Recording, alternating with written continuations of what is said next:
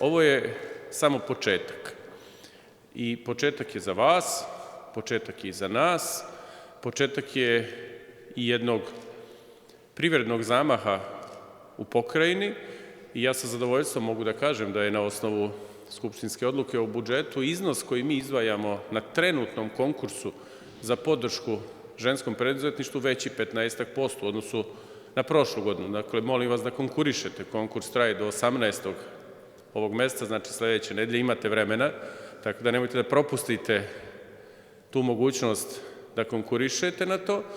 Najavljujem prvi konkurs za podršku u osnivanju novih preduzeća, dakle, ne samo start-upova u informacionom smislu. Ideja je da napravimo konkurs i tu ćemo da izdvojimo, ja sam siguran, oko 20 miliona dinara, da preduzećima koje su osnovana godinu dana unazad i preduzećima koja žele da budu osnovana, ali u svim delatnostima. Znači, za mene jeste važan start-up u oblasti informatike, ali mi je važna i stolarska radionica. Važan mi je i salon lepote i stomatološka ordinacija, sve je to privreda. Vi zapošljavate ljudi, vi plaćate porez, vi plaćate PDV.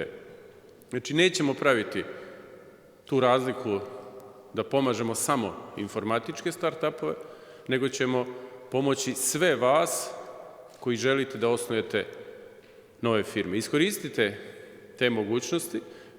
U utorak, 18. ćemo raspisati javni poziv za izbor kandidatkinja i kandidata za prvu informatičku obuku koju finansiramo u sklopu prekvalifikacije i dokvalifikacije. Iskoristite mogućnost, žene će naravno imati prednost. Iskoristite sve ove mogućnosti. A zašto sve ovo ja govorim?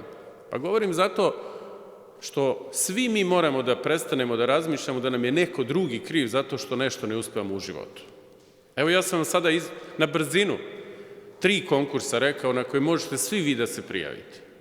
Najavljujem novi konkurs informatičke obuke koja će biti raspisana u maju. Pa onda konkurs za podršku socijalnim preduzećima. Znači, to su mogućnosti.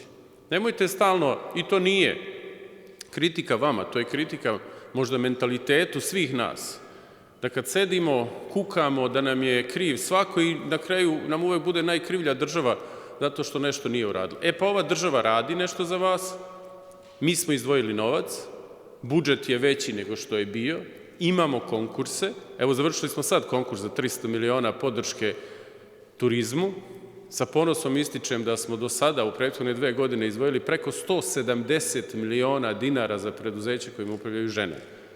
I to je nešto sa čim se ja lično ponosim, ali ajde kad je teško, kad mislite da smo mi krivi, otiđite na naš sajt, nije teško. Zamolio bih vas sve da instalirate aplikaciju za mobilne telefone, naš sekretarijat to ima.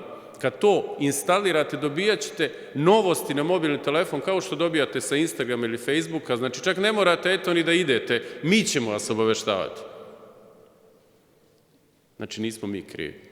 Za svaki neuspeh smo krivi sami mi, a mi kreiramo okvir da zajednički budemo zaslužni za uspeh.